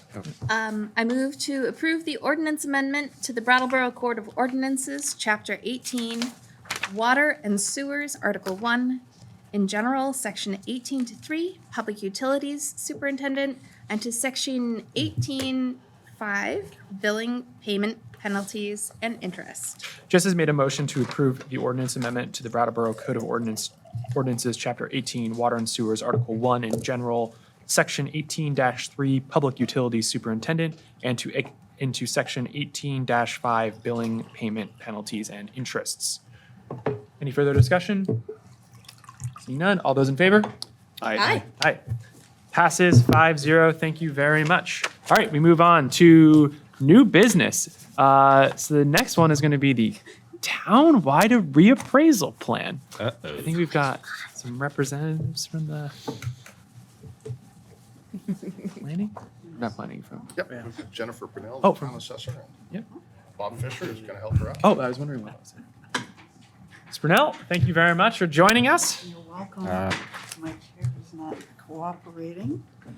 It's those Well, pesky guys? cables. Yeah. That one looks nice and tall. Is your seat low? No. No, Chris Mays. Chris is Oh, well, we give the reporter the really low one. Okay. keeping it on the down low. So Jennifer Burnell, Town Assessor.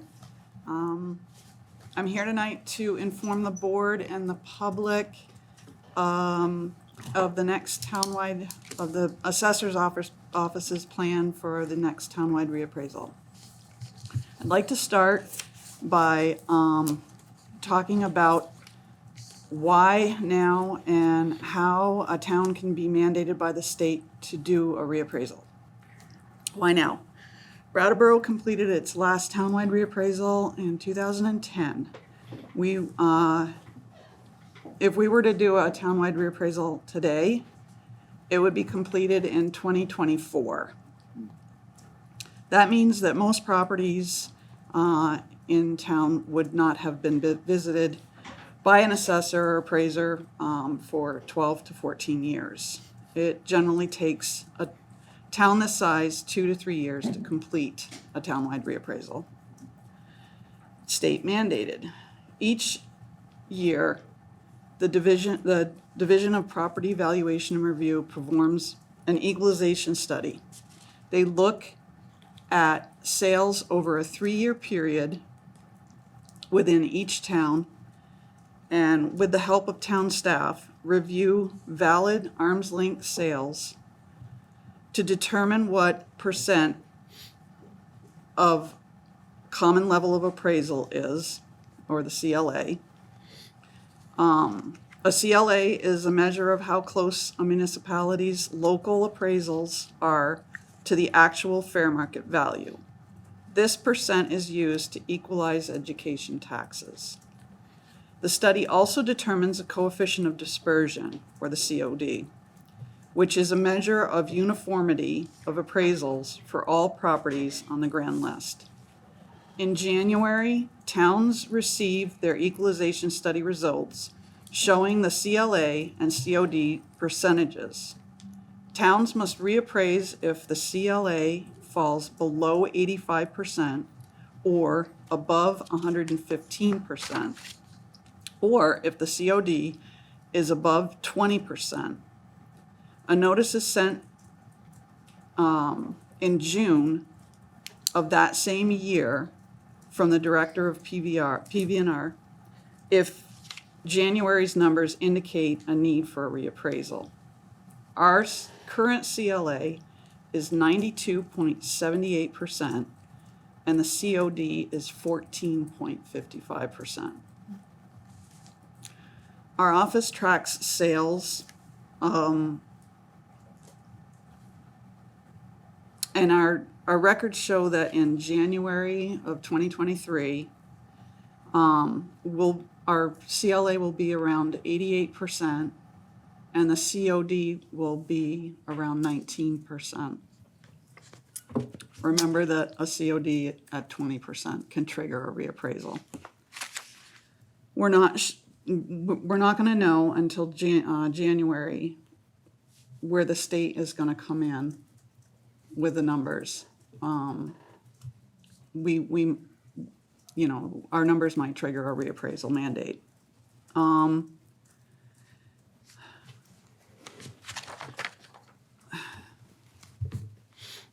These market trends are affecting most towns in Vermont. PVNR has issued 41 towns to reappraise 2022. And they're projecting in 2023 that they'll send out another 50. So with that information, we should understand there's a limited amount of appraisal companies to contract with. So the assessors will be posting out an RFP to contract with state approved. You have to have a state approved contractor. We received an email from one contractor that's booked out till 2027. That's the completion date of the grand list to complete. Remember that it will take about 2 to 3 years, so they would start before that time. That's just one company, and we haven't heard back from others. We'd like to start sooner, but that's going to depend on appraisal companies' availability. We'd also like to move forward with a contract knowing that we might not be mandated. I believe in 2024 that with our studies, we will be mandated by 2024.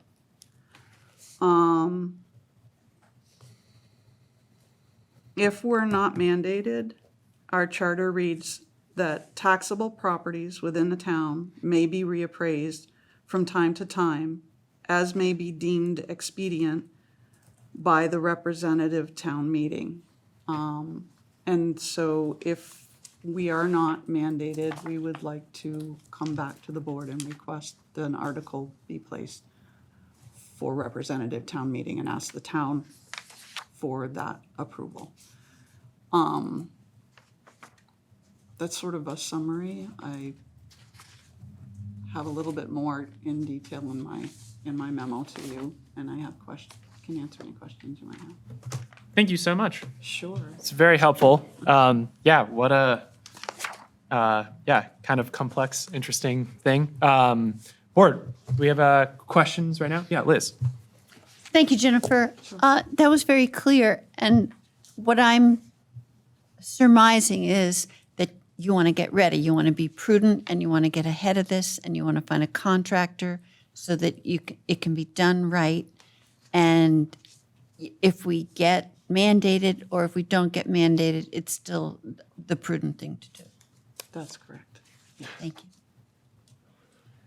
Board members, I've got a question if other people don't. Go ahead. Yours is probably a more sensible question than mine. Oh, don't put that on me. That's not even possible. Daniel Quip always got them really cool. So what I'm really intrigued by is the timing. So I didn't realize that. So this has to be a representative town meeting decision if it's going to be before we're mandated. Is that I'm understanding that? Right. And so the RFP that would go out is going to be timed in a way where we would have somebody that would be like ready to go, boots on the ground, the moment that if that article were to be approved by RTM in the end of March of 2023.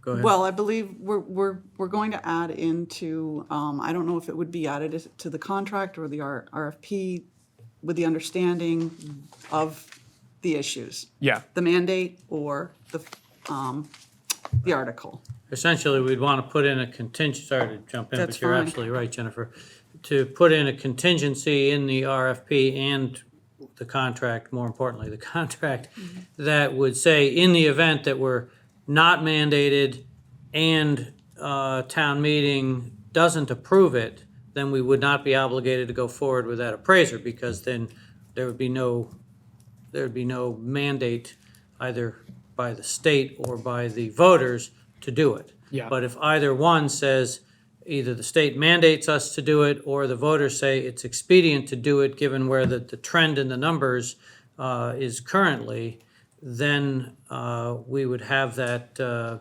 appraiser on board. And as Jennifer said, the difficulty is there are so many towns being forced to do this as a result of the incredible spike in the real estate market over the last 2 years.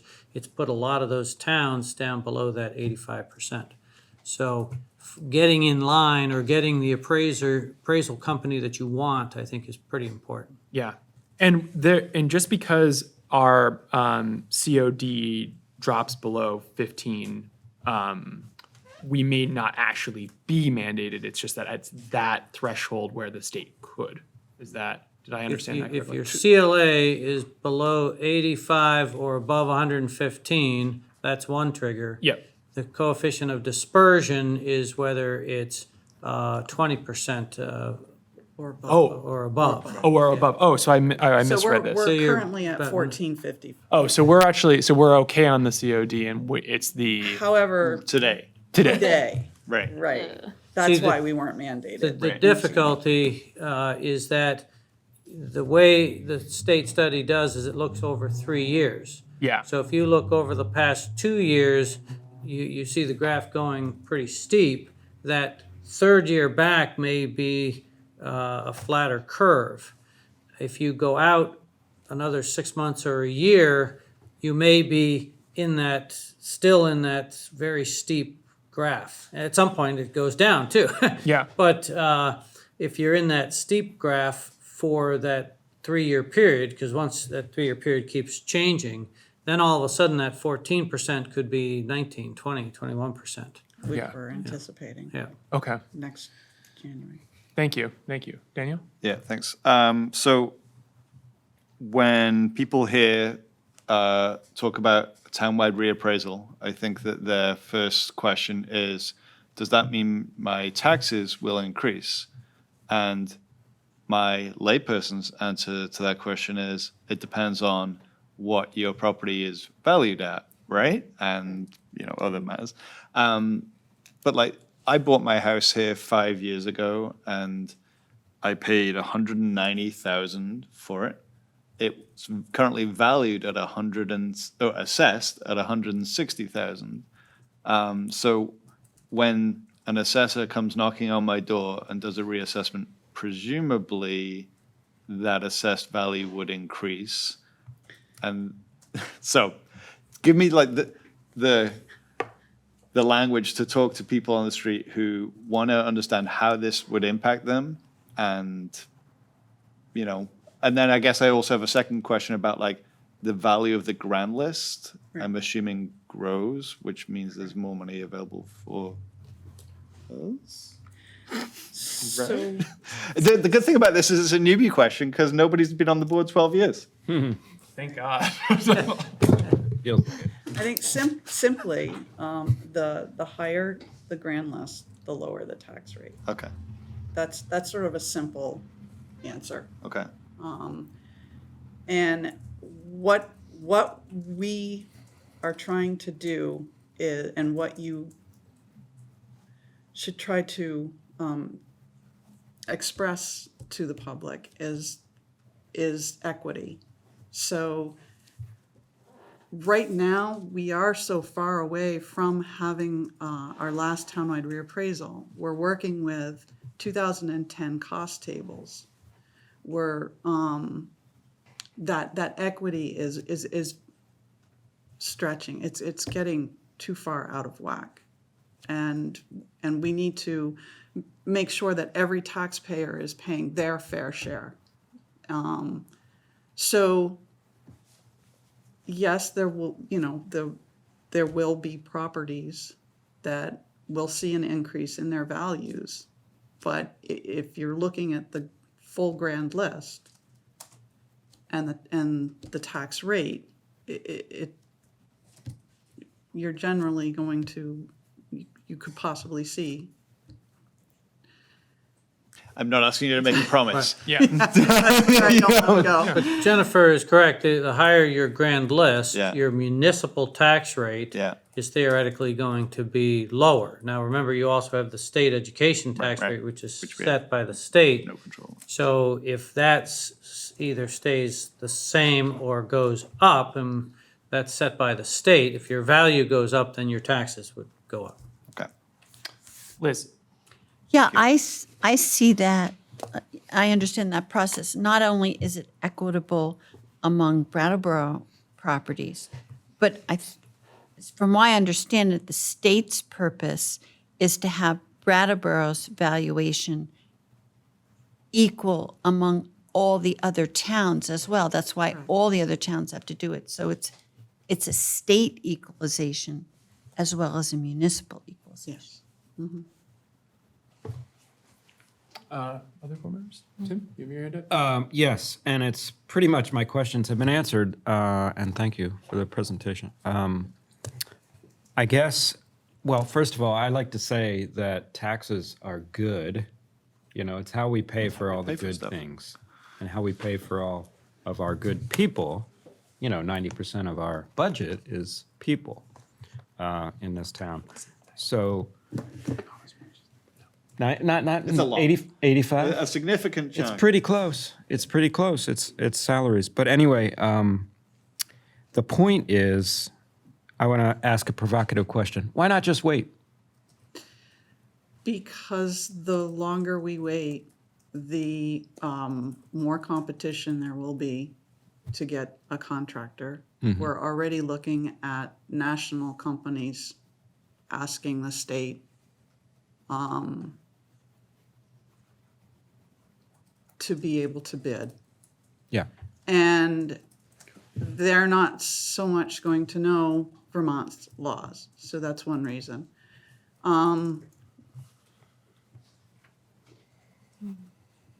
It is recommended by the professionals that you should do a reappraisal every 7 to 10 years. And by the time we get to the completion, we will be out around 15 or more years since the town had a reappraisal. And again, you have to understand the work that we have to do. We need to have defensible values. So the grievers, which we had less of this year, you lose equity, you lose the ability to do the job where your land schedules, that's the value of just the raw land, are at a fair market value. You're doing more work at manipulating, and you don't want to do that. You want to be able to have a defensible value if you're asked to go. So waiting, you're not capturing the correct data from the property. We had homes that properties were owned for 30 years, for the most part. That's not happening as much anymore. Properties sell, and when you have a new owner, that new owner wants to change the style and the look to fit them. So cabinets come out and countertops get changed. New bathrooms get put in. We don't know that. So you're losing bathroom counts, you're losing fixtures, you're losing your data that you need to have. Yeah. So those are just a few reasons. There's so many more, and waiting is just not responsible. Yeah. And If I could just, I echo that, but with regard to the RFP and putting in the contingencies were to essentially take into consider, not so much the why wait, but if the state didn't mandate it and if the representative town meeting didn't vote for it, then that would be the town meeting members saying, no, we think we should wait. So that's why we suggested those contingencies.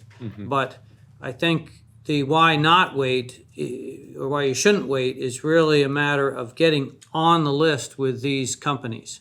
Because if you don't, I'll have to research a little bit more, but the state has certain or actions it can take if you just simply don't do it. I don't know exactly what those are without further researching that. Maybe you do, Jennifer, but I can look at that. But I think it's the getting on the list. But if we got on the list and we had those two contingencies, then we might be told to wait. And if so, it would be the voters saying, you know, the state didn't tell us we had to, and it would be the voters saying, we think you should wait. Yeah. And the voters may say, no, don't wait. Let's keep going for all the reasons that Jennifer just pointed out. And I just have 1 second. Yeah. And I just wanted to reiterate for people that might be listening at this point. You know, I've watched houses, right? You know, I bought a house that's sounds like around the same value that Daniel did. Mine was 2014. But I've watched houses around my house grow in value to, it's looking like close to double what I paid. So if someone's on a fixed income and they are very concerned about this coming down the pike because they're going to assume their taxes are doubling, that's not a reasonable assumption, right? Correct, that's not. Because a retired person, fixed income, can't pay double, you know? So that point about the grand list is something I think we really need to kind of educate about. And of course, the equity piece is really. Daniel? Yeah, I mean, it's sort of coming back to like authority and also telling the truth, right? Like having a correct assessment of property values in the town is telling the truth about the value of stuff in the town.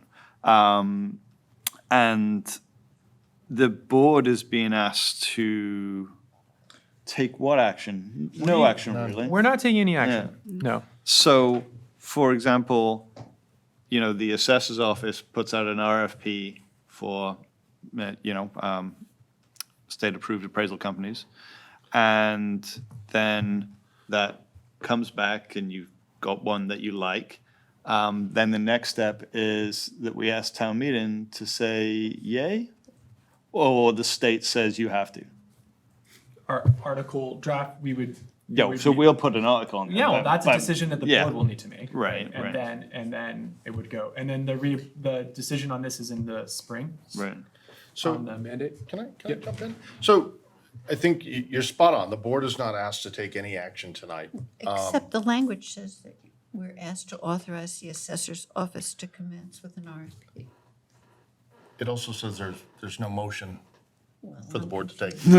So there really is, so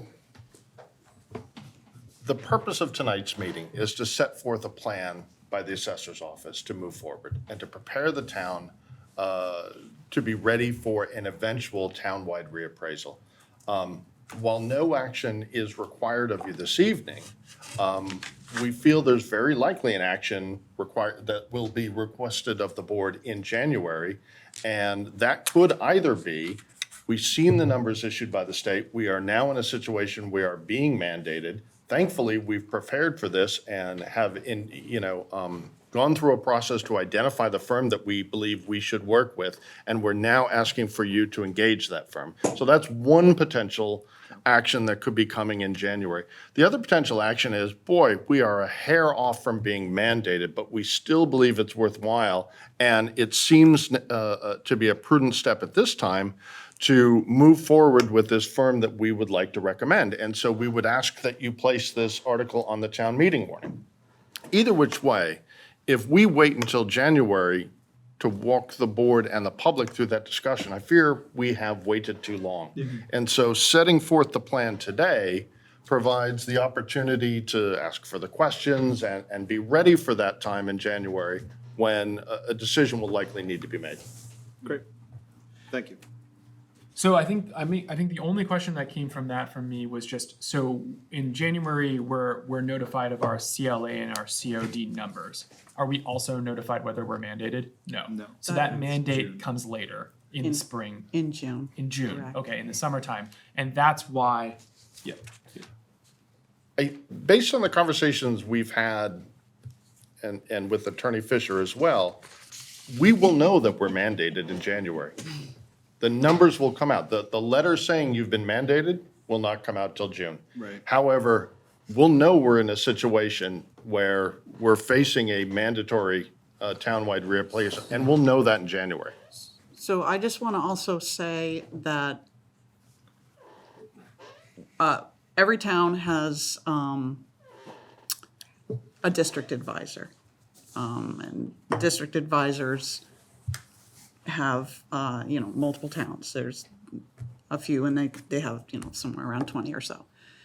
And my district advisor has been advising me to come to the board and have this discussion for about 2 years now. Yeah. That we are, and it is recommended by the state, by the director, that if towns are feeling that if you've gone over 10 years or 7 years to 10 years, or numbers are starting to, don't wait for you to be mandated. Take action, put a plan together, and let the state know. Do your reappraisal ahead of time. It's okay. Being mandated is almost putting yourself, towns just wait for it sometimes. Yeah. And the cost is involved, which I put in my memo that there are funds that the state sends to towns, and there is a fair amount. We won't know until the RFP comes back whether it's enough. If I could just add one thing, the other thing with January is when those numbers come out, you're right up against almost the deadline of, mid to late January of setting your warning for representative town meeting. So, as Patrick said, the idea of bringing this to the public and to the board and educating people on this should be done well in advance so that we're not up on just having to make a hasty decision in January. Yeah. So there's a chance that we could get the numbers before our deadline on the article, and they might just push us over the mandate level anyways, and then. Right. we won't If you get the equalization study in early January and it shows a CLA of 78% or something like that, you'd say, well, you know that notice is coming in June, so that's pretty easy. But Yeah. you would still want to put that, if you had that, you're going to be forced into it any which way. Yeah. Okay. Okay. I think that's, thank you all so much for the presentation. I want to just make sure that we don't have any hands we don't see any there. I don't see anyone in the room here. So in that case, I think we don't have to take any action. So it's 8:15, or a little before 8:15. So I'm gonna take just a brief 5-minute break for the interpreters, and then we'll reconvene at 8:20. All right. So we're gonna reconvene the Brattleboro Select Board meeting. It's close to 8:20 as possible. So our next new business item is new business item B, which is the community-wide energy savings in Brattleboro, a presentation by Efficiency Vermont. So do we have our presenter up on Zoom? We have our presenter up on Zoom, and I believe Stephen Dotson, our sustainability coordinator, is going to introduce. Oh, great. Excellent. Stephen, welcome. Hello, can you hear me? Yes. Great. Well, I'm very excited to introduce Brad Long tonight from Efficiency Vermont. We have an opportunity this year that is very unique. Efficiency Vermont each year chooses a number of communities to be focus communities for additional incentives on top of what the state already provides, and also a lot of education and outreach so people can understand the benefit that they may have to gain from such efficiencies. So we know that this winter is going to be a very hard winter for energy. In my mind, this is very timely that Brattleboro has been selected. I don't want to take too much away from Brad's presentation in terms of the span of what it will include. But I want to just say I've noted that he has really reached out in ways that I haven't seen the utilities or Efficiency Vermont do before, with an emphasis on equity and really listening first and then designing this campaign to suit the community's needs. So he's talked to the Energy Committee, all sorts of different departments of town government, a lot of different nonprofits. And, you know, I think we have a real chance to do something big in the next year that can impact people in their pocketbook. So I'm happy to introduce him and let him tell you more about the program. Stephen, thank you so much. I appreciate your introduction. And I certainly appreciate the opportunity to speak to the Select Board this evening. I assume everybody can hear me. Yep, okay, great. I'm going to share my screen to share a presentation. Is that okay? Yeah? Absolutely. Great, thank you. Do you have permission to do It that? looks like I do. Excellent.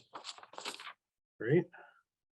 And we'll do this right from the beginning here. Okay, thank you.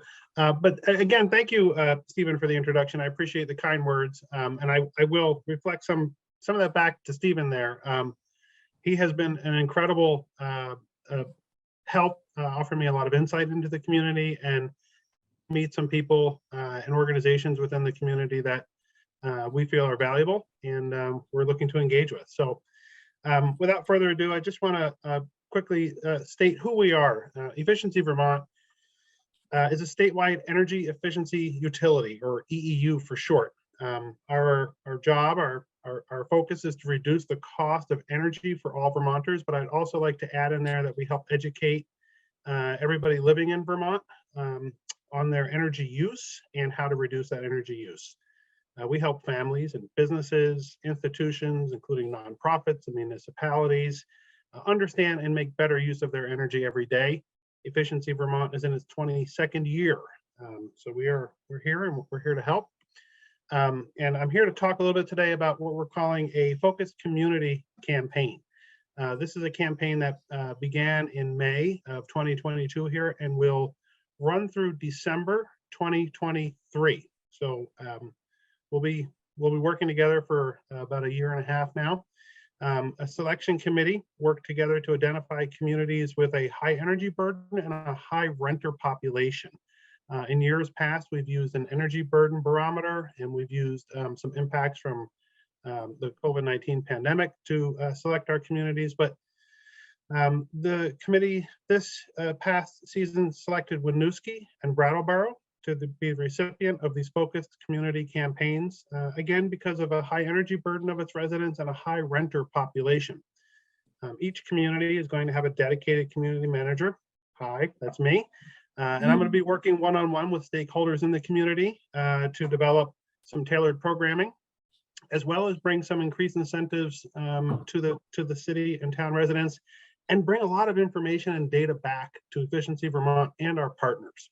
It's a really important part of this program is for me to listen and reflect a lot of information back as a representative of the energy efficiency utility for the state. So what is this going to look like? Our goal is really to help residences, business owners, renters, rental property owners, our farmers, our nonprofits, and the municipality understand and reduce their energy use, increase comfort, and decrease the cost of building, heating, cooling, and cooking. Our method is going to be an engagement campaign designed to increase awareness of our available services, our resources, and incentives for area residences and businesses from Efficiency Vermont and our statewide partners. And our results are a more resilient and energy conscious community who's aware resources are available and how to obtain them. Right now we have a landing page built. It's efficiencyvermont.com/Brattleboro. On the left side of the screen, you get a screenshot of what the page looks like. The page is where you can contact me. You can contact other people at Efficiency Vermont. You'll see listings for engagement opportunities, events that I might be participating in, which could be a tabling event at a local institution. It could be a workshop. It could be a panel discussion. There'll be lists of incentives on this page. There'll be special services for Brattleboro area residents, and there'll be links to partners that we might be working with throughout the campaign. So efficiencyvermont.com/Brattleboro is a great one-stop for anybody looking for information on this campaign and for incentives and special services. I will speak to, oh, I got a stuck screen here. There we go. In terms of the program offerings, kind of the brass tacks here, we've developed and we're continuing to develop some special and dedicated resources for all the residents within the community. And one of that is we have special budget dollars set aside for this campaign, along with my time for the campaign. And the whole work is dedicated to, again, the community and helping the community understand better its energy use, understand resources available to them, and help people take advantage of resources. Part of the work is also that I'm doing right now is identifying obstacles that people living in and around the community may have had trying to access our programs and services in the past. So that's an ongoing piece of the work, and we're going to continue to develop resources and programming throughout the campaign. There will be learning and workshop opportunities throughout the campaign. I don't want to leak anything out just yet, but I do have some pretty cool things on the burner right now. So I'm looking forward to engage folks in those opportunities. There are currently, and there will be continue to be, some special homeowner offers for homeowners, some offers for renters, rental property owners, and business owners. Right now, everybody in the city, in the town, can access our free energy saving kits. You can order it through the efficiencyvermont.com/Brattleboro. It's free energy kit for your home or apartment. We're offering free walkthrough and consultative services and free product for rental property owners and renters themselves. We do want to talk to renters. We want to reach renters and talk to them about some opportunities that we might be able to share with them. And right now, all Brattleboro area residents are eligible for a free $200 Energy Star appliance coupon for your home. And that should run the length of the campaign, but it's an opportunity that's available right now. And this is just a sampling of some of the program benefits that we have right now. Only the campaign is going to be an effort amongst myself and stakeholders in the community. And what I'd say is, if you get an opportunity, check out this efficiencyvermont.com/Brattleboro and check to see where you might find me around town, and come on out and say hello and just talk to me about what's happening in your home or your business. And I'll see what we can do to help, see what we can do to make a connection. Ultimately, I want to hear from folks. I want to engage with the community. This is work that I chose to do for Efficiency Vermont, and I look forward to it, and I look forward to working with everybody. And that's all I really wanted to say here tonight. And I'm happy to answer any questions. I'll stop sharing my screen for now. Is that all right? Perfect. Brad, thank you very much for the presentation. Board members, any questions or comments? Liz? Fred, nice to meet you. I wondered, are you working with the CON group, the building science group? So I worked a little bit with CON, and I know Guy Payne up there. I worked with him 12 years ago. We did a focused community effort in Bellows Falls, Saxons River area, and I worked with him there. Right now, I'm not working with Guy or CON in any capacity just yet. Because they are quite active in Brattleboro. Yeah. And you know, many of the contractors and so forth. I also have a more particular question about Efficiency Vermont and window weatherization.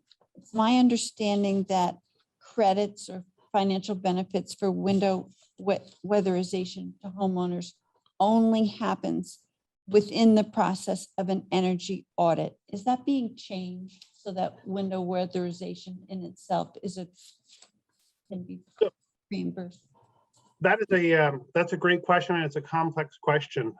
So the process of an energy audit is just a technical determination of a home's ability or a building's ability to retain or lose heat. Basically, it's a measure of air exchanges. Certainly, windows as a possibility for air leakage is a concern in any kind of a weatherization effort for a home, whether that be piecemeal or a comprehensive weatherization effort. In some of our more comprehensive weatherization, our Home Performance with Energy Star program, some window replacement can be incorporated in that type of work, but Excuse me, I'm not talking about replacement. I'm talking about repair and weatherization. so repair and weatherization. So we have a limited incentive available for a homeowner or a contractor to do a repair of a window.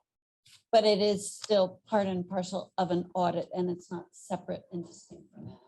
No, it's separate from an audit. So as an example, a homeowner could weatherize their windows and apply for a do-it-yourself incentive worth $100 from efficiency, and that doesn't have to be coupled with an energy audit or anything like that. Good to know. Thank you. Sure. Other board members, questions, comments? No? Yes? Sure. Yes. Yeah. Thank you so much for coming today, and I really appreciate your presentation. And Ian, I appreciate including this on our agenda. I think it goes to that point that Liz was so adamant to get in the select board goals about educating our community about the small things that they can do to increase their efficiency and their impact on the climate. And I think the work that you do in reducing our use of both electricity and dependence on oil heating is really important. So I just want to say thank you for being here. Thank you, Ian, for putting this on the agenda. Thank you, Jessica. I appreciate that. Tim. And I'll just say, add to the chorus of thanking you for appearing, and I'm very much looking forward to getting more details about the weatherization incentives. Because Sure. even more important in my mind for increasing the efficiency of appliances is actually stopping loss of heat during winter, especially. So. Well, I'll probably be doing some presentations on weatherization. We have just increased our weatherization incentive dollars, and it's a big increase. It's a big change. So I'll be happy to send some information along afterwards. But that is it's something I've heard from the community before, that people are interested in understanding weatherization and what the process is. So that's probably a workshop that I will get scheduled for this autumn. Great, thank you. Excellent. Daniel, sir. Yeah, I'll say something. Brad, it's nice to meet you, and I'm really happy that Brattleboro has been chosen as one of these focus communities. I actually work for our community action agency, and I don't work in weatherization, but I work closely with them. And I think all of us board members would be really happy to help you get connected in the community and make sure that as many people as possible know about this opportunity. Yeah. Thank you. I appreciate that. Part of our focus, because about 50% of the residential population in Brattleboro is a renter, that's really a group that we really want to try to engage with.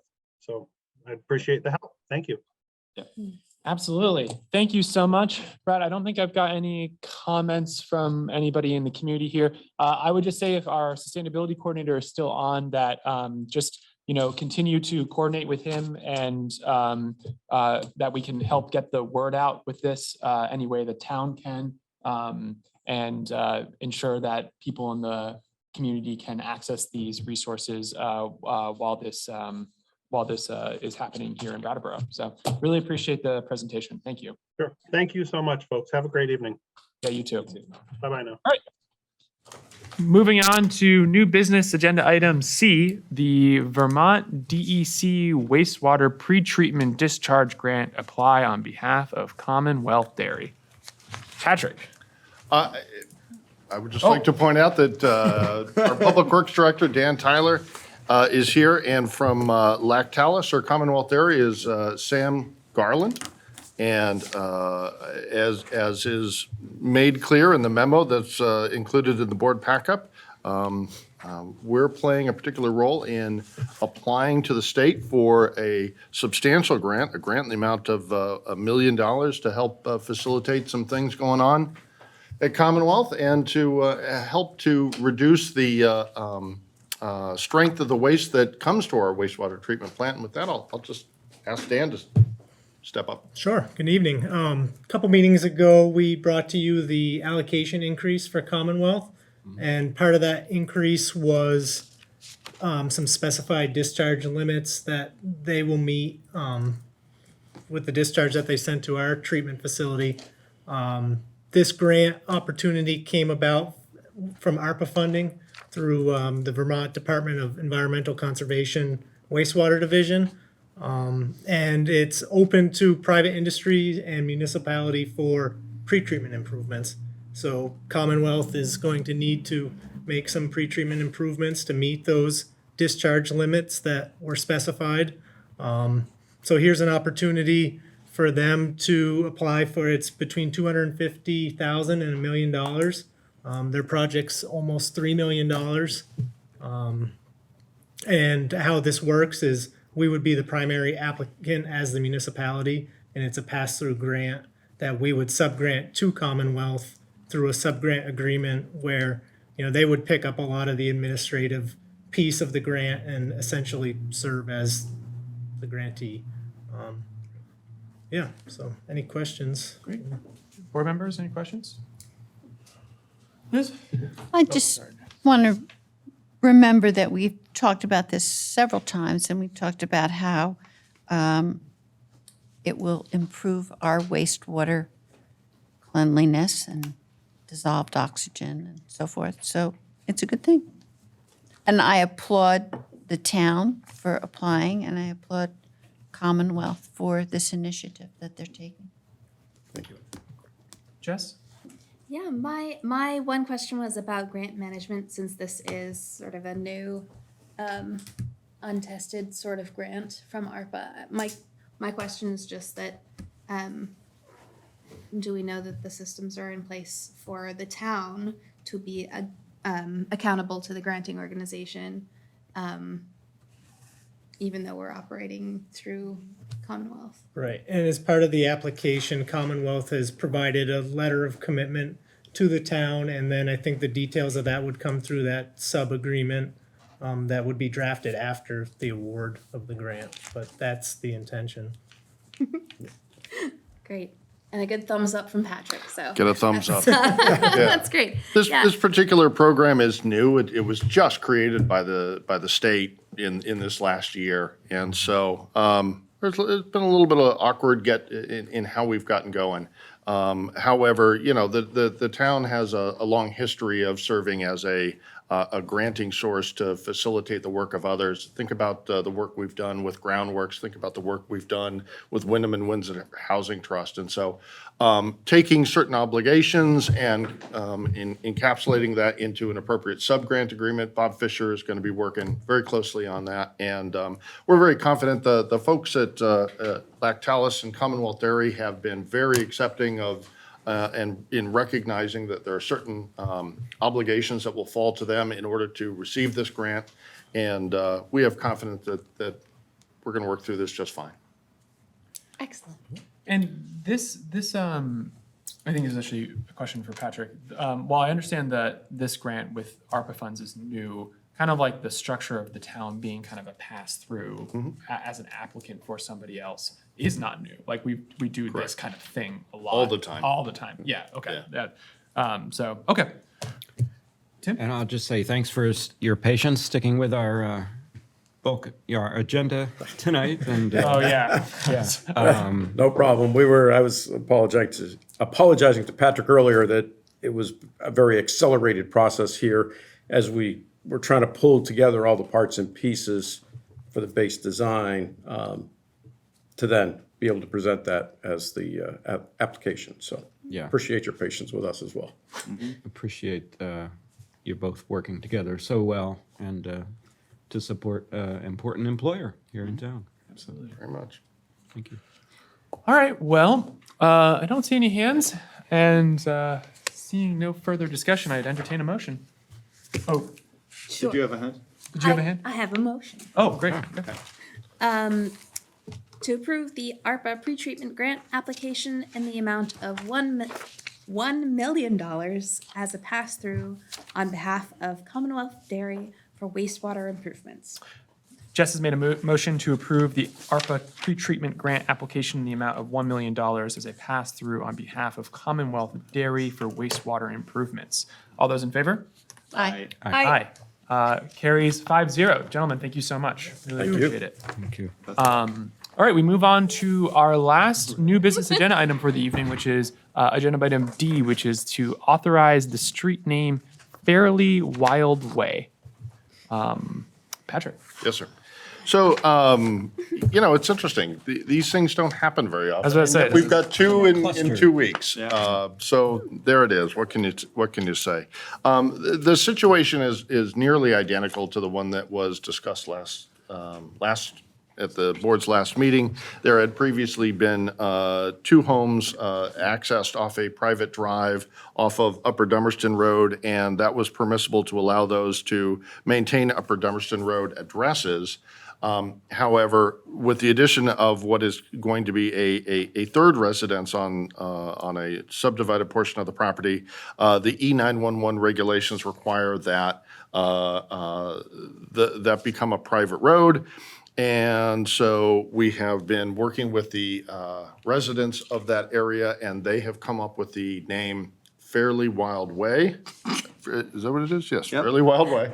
And so we have had that particular name reviewed by the police department, the fire department. We're confident that is an acceptable street name, and we would ask the board for their to take action to so name that road.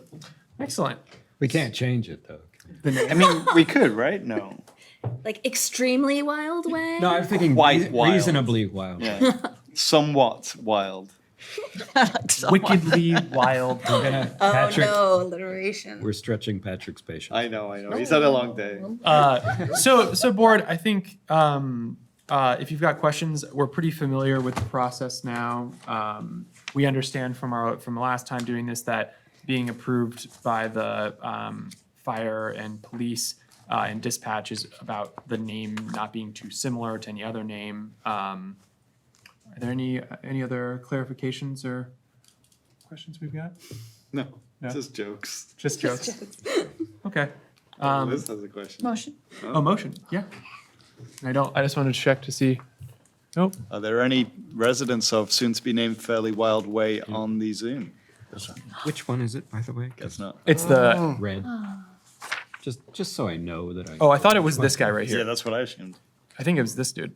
Yeah, that's my Because it's in understanding red, too. but The one that looks That's like what I thought. dental Okay. floss. Right here.